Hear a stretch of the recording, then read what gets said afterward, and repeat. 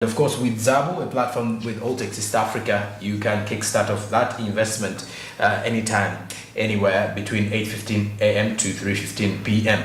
Remember, these markets are open only from Monday to Friday, only fully closed during the weekends and on public holidays. Zabo, my money, my future. Altex East Africa, do something new. Registration is with your national identification number, so do so by investing. Remember, the investment is only possible with just a minimum of 15,000 Ugandan shillings, and you're good to go. And now let's get it from the latest sports business this morning.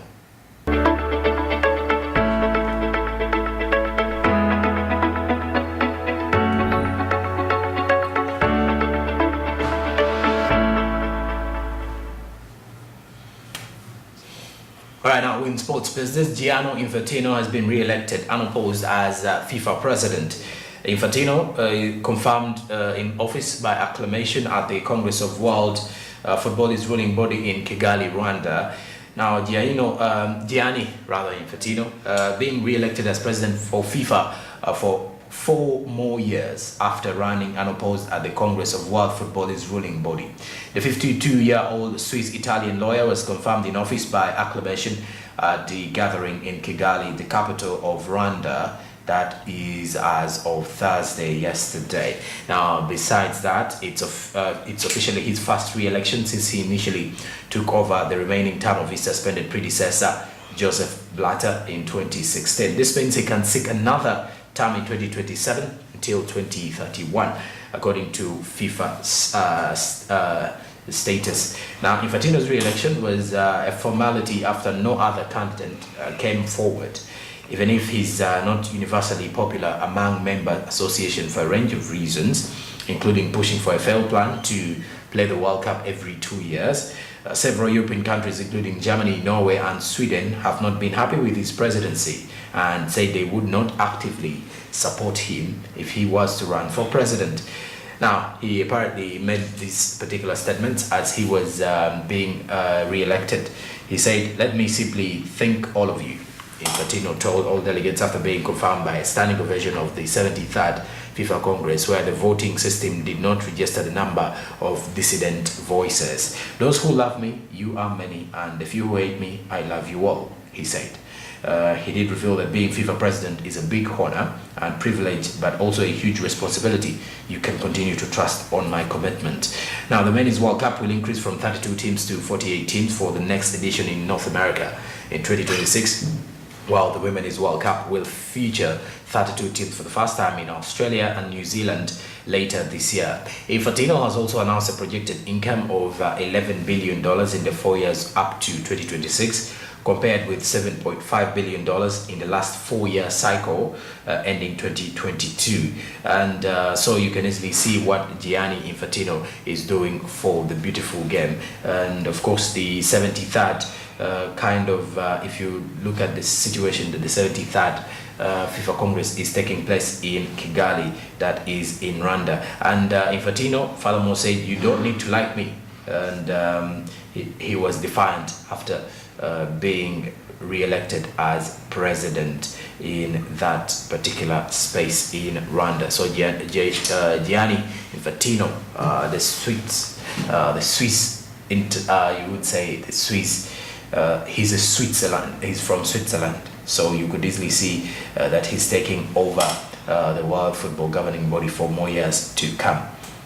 And all right, as we are now summing up with sports business this morning, we take a look a little bit of some of the results of the last round of 16 UEFA Europa League yesterday. Arsenal were eliminated on penalties against 10-man Sporting after a 1-1 draw at the Emirates, 5-3 on penalties before Union Saint Gilloise also eliminated Union Berlin in that particular space. Now, furthermore, as we continue, Real Sociedad eliminated Real Sociedad and Roma ended 0-0, and then that is Leverkusen, Bayer Leverkusen 2-0 winning over Ferencváros Krovizi, as Roma it was actually rather eliminated Real Sociedad. Then in the other, Fenerbahce won 1-0 against Sevilla but was disqualified or eliminated. And Manchester United away to Real Betis won by 1-0 and further qualified by 5-1 on aggregate, so to make it to the last 8. And also Juventus is the other team that made it to the last 8 of the UEFA Europa League. That's it for sports business this morning.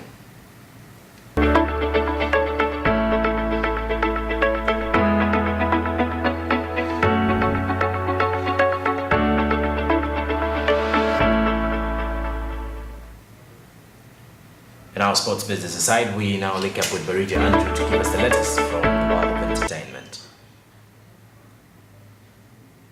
Thank you very much, Jura. And of course, always on a Friday, we take a different note in the world of entertainment, where we take into the movie financial information, the budget breakdown, getting to see what it really took to make this movie. And of course, we've been reviewing quite lots of movies, and I hope as you're watching, you get to understand what is the art that is involved, and you also learn to appreciate what you watch at the end of the day. And most especially to the movie makers out there, you get inspired to get to know that you need to put in so much hard work to ensure that your movie gets to those levels that you really feel like it should reach at some point in time. Now, today the movie that we're going to be reviewing and taking a look at what it really took to make this movie, of course, it's a Bible drama sort of, and that is none other than Noah. Of course, there are quite lots of movies that were made about it way back, but of course Hollywood always has its version, the reason why it brings out, these all aspects, and it makes it quite a very, very interesting to watch. So today we are reviewing Noah, a movie which was released in 2014 with a budget of 125 million US dollars budget in that way. So, movie was quite very interesting. Looking at the whole aspect, trying to follow the story in Genesis, trying to put it to life, but at the end of the day, still they had to make some to make it feel a little bit much more entertaining. They had to add in some other aspects into it that made it quite very unique from the different movies that we've been watching, the other Noahs that we've been watching. So let's today take a look, dive into, get to understand what did it really take to make this movie, what was the financial information that rotates around this movie. Now, Noah is a film directed by Darren, of course, Aronofsky, and was released in 2014. Now, a principal photography began in July 2012 in southern Iceland and other locations in New York State. Now, Iceland is one of the areas where the movie was acted, and of course, the New York at the same time. Actually, that most of that environment that you're observing in the movie right there was real. Nothing was made on green screen. Most of it, 80% of the movie was acted on nature, apart from quite a few additions, like you can observe the animals in there entering the Noah's Ark. Maybe that's the only part that involved some sort of, what we can call effects. But what you see in the background and everything that you can observe right there was something that was a bit real. So making the movie a little bit much more authentic in a way. So like we see the shooting began in 2012. In most cases, most of these movies, they take time to make them to come out to, efficiently, like how they ought to. Now, the movie was released in 2014, but of course, the captions by 2012, they are already shooting. Okay, now, a set was built at the planting fields, that is a bacterium in Upper Brookville, New York, representing Noah's Ark. Now, the place where the Noah's Ark was in New York, Brooklyn. And of course, filming was put on hold for a time due to the Hurricane Sunday. Sometimes some of these movies, they can even have a break. They normally have breaks. For example, some of the movies which are acted towards the Christmas, they always put some sort of Christmas breaks. Now this was some sort of an emergency, which was a Hurricane Sunday, and the movie had to be put on hold. So that is quite something very, very, very interesting. Anyway, now away from that, let's go and dive deep into what did it really take to make this movie. Let's review the behind the scenes, and of course, as we are having this discussion, still further. Now, regarding this matter, we see that post-production lasted over 14 months, and with Industrial Light and Magic, and of course ILM responsible for extensive use of visual effects, that is in the film. Now, the filmmakers created an entire animal kingdom using no real animals, but instead creating slightly tweaked versions of real creatures. Now, the creatures that we observed, of course, it was mainly of visual effects that were applied there. And of course, those are some of the aspects we're observing. Probably that could have been Iceland, where they shot some of those parts as we are observing it right there. You know, quite lots of efforts that are put in there, make quite a number of takes because everything has to come out very nice. It has to be perfect, in other words. So that's why they really emphasize the quality of what they are putting across. You can see in there those caves as what they're trying to portray. And you know, what made this really unique, a little, and attracted quite lots of viewers was the aspect of how they added into, they were creative in how they narrated this story, the effects that were put into it, the way they make the environment look very ancient, like what you're observing there, the entire costume designing.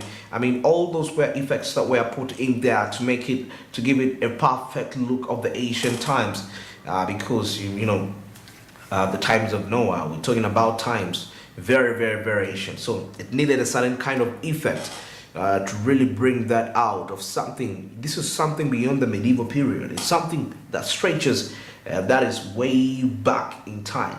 The areas we are looking at, that's the Iceland, where they showed some of those amazing tactics. Like I said earlier, that most of the environments where this movie was acted were real. There wasn't really so much sort of green screen. That's why it has that authentic feeling that makes it feel real.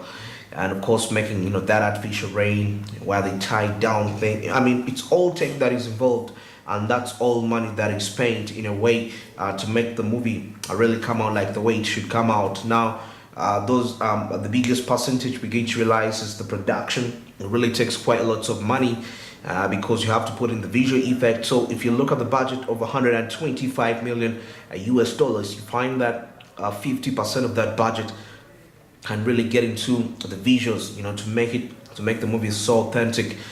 Quite lots are really spent to make it really feel like the way it's made. Now, most especially the restart scene whereby it was raining and the floods about to come. And of course, they don't have to wait for the actual rain to start. They can create their own rain, and it can really be something very great effect, like you can observe in their artificial rain put in there, and the scene came out really very, very, very perfect as we're observing. Now, that's the time whereby the rains, God was releasing the rains, and the rains were coming, that is to cover the earth for 40 days, and that was just the beginning. And that's how the whole scene really played out. The lighting, how being really perfect to the maximum. And of course, they had to protect the machines to ensure that everything comes out really very, very, very perfect. That's the commander of the people that were destroyed in the floods, and of course trying to say that they will enter the ark, or Noah won't really leave the earth. He has to perish with them and all that. So it's quite a very, very, very, very interesting. Now, further to this, let's take a look at here. We see that the film had its own premiere, that is in Mexico City. That is on March 20th, 2014. And in North America, the film grossed over 43.7 million during its opening weekend, making it the biggest ever film, the biggest ever for a film featuring Russell Crowe as the lead actor. Now, internationally, the film's releases in Russia and Brazil were the largest ever for a non-sequel, of course, and were the fourth biggest openings of all time. Now, the film grossed 101.2 million in North America and 261.4 million in other countries, making a worldwide gross of 359.2. Now, in connection with the release of the film in North America, Aaron Foskey commissioned artists to create original works inspired by biblical story of Noah and the collection titled The Fountains of the Deep. Now, the visions of Noah and the flood was open to the public for the month of 2014 in Soho District for New York City. Now, Aaron Foskey also teamed up with quite a lot of people to host an environmental benefit concert in Iceland in response to the proposed anti-conventionist policy changes by Iceland government. Now, we are watching the movie and we had a look at the part where the ark was and realized that that's one of the parts where it was in New York in a way. Now the film received mixed reviews. The review aggregator website of Rotten Tomatoes reported that 76% of the 262 critics gave the film a new positive review with an average rating of 6.7 out of 10. And the website's critics census reads, and of course with sweeping visuals grounded by strong performances, of course from the epic, stories. Noah is a film directed by Darren Aronofsky. In brief, shot in Iceland and New York State. Post-production took over 14 months with extensive use of visual effects by Industrial Light and Magic. And of course, the film was released in 2014 and grossed, works inspired by the biblical story of Noah. And the film was criticized for its lack of non-white characters. And of course, that is something that was really expected at the end of the day. Well, it's exactly 49 minutes past 8, and that is it for the business and entertainment this morning.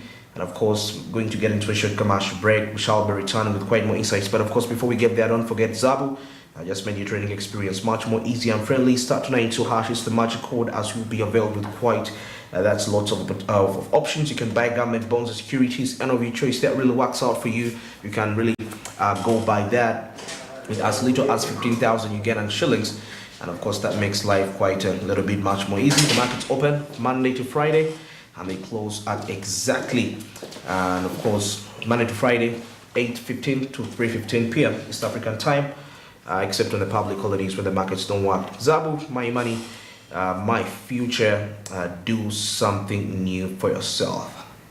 Well, of course, that is it regarding that. Probably back to you, Joram.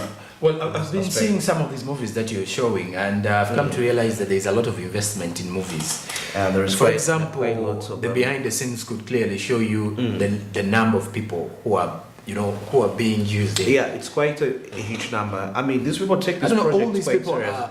Are paid to be part of this, right? Every person that is a character is paid, has a pay they get. Regardless of whether you're a supporting or a main character. Okay, like 70% of the people you see there. Okay, there are some people that don't really care about payment. They just want to be on just that space to appear to be part of the project. movie. But these movies really gross lots of money, that even though you get just $1,000 on that gross, you can have a life compared to that. But of course there is a salary structure according to all actors, a payroll, like how companies have payroll. Oh yeah. So the movies also, all characters don't get the same money, of course, even the least people. And as long as I participate, I'm entitled to a benefit of that movie. I may not get a financial benefit there and then, but probably somewhere, somehow, if I'm auditioning somewhere, and then you say I was a character. I acted as a supporting character in here. That can give you a mileage for you to get some good. So it's like you're building a CV or any. Yeah. You're building a CV. I think everybody has. I think the entertainment industry says a lot about how the world runs. Yeah, it's more like the media. Sometimes you realize even the greatest media personalities will tell you one day they started out as the mediocres. You're coming in as sometimes you come in as a trainee. Slowly you're adopting to the system. And with time you now even you can easily sit down on the table and negotiate more funds. I think it's this is how the world runs, especially around media, because entertainment and media, it's all the same thing. Yeah, it's all the same thing. And the aspect is that what makes it unique is what substance you put out. Because remember, you are influencing people, and some of the people that are watching out this, some of them don't have the ability to think for themselves. By the way, big percentage of people in the world don't have the ability. 80% of the people in the world, they always look at a figure to pick on inspiration. That person is a public figure because you're influencing someone's decision. Like way back in the time when Arnold Schwarzenegger used to really act movies, and we used to look up to him. True. And somehow the kind of respect we gave such people. He even became the governor of California, and people had all these. So it's quite a big factor. So it matters, even the characters. And when you act certain characters, it's beyond just acting a character. You're living a personality of that. Perceptions are created around that character. It's beyond just you acting a movie and walk out. I think the best word to use would even be someone is a star. You're a star, in other words. Yeah, But I believe with movies, because people have this aspect of if you see me fighting all these people around, maybe in real life I have the ability to do that. I know. You know, I mean, they create this perspective. Maybe the only actor that I know that really what we see, okay, that what he does. Okay, put aside the Chinese action, like Jet Li, of course, in actuality, can fight. The martial arts. The martial arts. But this dude, Jean-Claude Van Damme, actually was a bodyguard in some club in Russia. Okay. And I think one day, one of the movie producers, you know, like how you walk around, was there, and something happened in the club.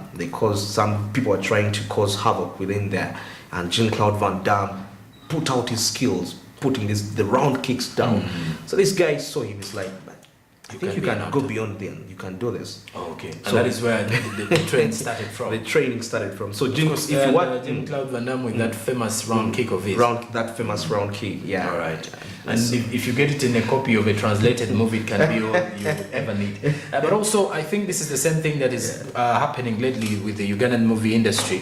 I've been talking to a few of the stakeholders within here, some on a friendship-based friendship level, who are trying their luck out in the industry. And most of them would say, apparently, that, you see, sometimes their craft is yet to be, monetized as much. People, undermine in the kind of pay. For example, someone puts in a lot in the production, goes to, let's say, local television here to show them, and then this person told me there's one local television which wanted to show their series by paying them 300,000 per hour. And it was like, that is less of the money. Oh my goodness. So the TV wanted to pay them 300,000 per hour, 300,000 Ugandan shillings. Now, if I may ask, that is less than $100. Actually, yeah, less than 100, like 95. So does it mean, because most series go for 1 hour, so that means every time it plays. So if it plays Monday to Friday, and it's an episode that doesn't have more than, let's say, 100 episodes, like the United States kind of series and series stuff that take long. So you do realize it's less return on investment. You spend like 20M and you might earn about 9M. That's not business. Yes, that doesn't come out. Yeah, but sure. I was small. When Salvador last time was saying something about that aspect of these traditional channels, Mnet channels, Power Magic, in conjunction with Multi Choice, to ensure that now this time around these movies are going to be sponsored, whereby actually some of the TVs will have to be paying for this content, because the biggest issue here has been that people spend their own money to put in their music. But now we want to see an aspect where you see like someone is paying for that. For you. Yes, very true. Like what Power Magic and Multi Choice is doing. Exactly. And I mean, hope it will really work out, and I hope it's going to be implemented, because sometimes in our country we are good at speaking things, anticipations, this is what we are going to do, but follow up and implementation, that's where a challenge comes in. Very true. For the entertainment industry, I hope it will really be taken much more serious, because I believe it will be some sort of an icebreaker for the industry. Like Marija Andrews said, it will be an icebreaker. You're still watching Smart Means Business. It's Friday, very cold. It's raining within Kampala and the neighboring districts there. And for those who are within the country, you can easily be very observant and bear with us with what we're actually saying here, that it's not so friendly for someone who's doing an outdoor business, this kind of weather. It's Friday though, 3 minutes to 9 o'clock. We're heading into a break. When we return, we have the S&B Insight coming up shortly. Good morning.